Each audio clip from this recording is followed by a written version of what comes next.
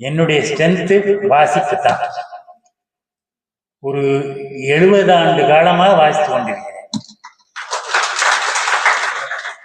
எனக்கு வயசு 77 தான். 70 ஆண்டு காலமாக வாசித்துக் கொண்டிருக்கிறேன்.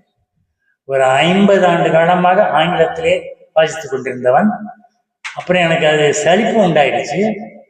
அப்புறம்தான் நம்ம இங்க என்னுடைய குருநாதர் குழந்தை கவிஞர் செல்லகணவர்கள் அவர்கள்ட்ட போய் தான் கேட்டேன், தமிழ்ல படிக்கணும்னு எனக்கு ஆர்வம் இருக்கு, என்னென்ன புஸ்தகங்களை படிச்சா அந்த ஆர்வம் வரும் அப்படின்னு எனக்கு அவங்கள்ட்ட தான் கேட்டேன்.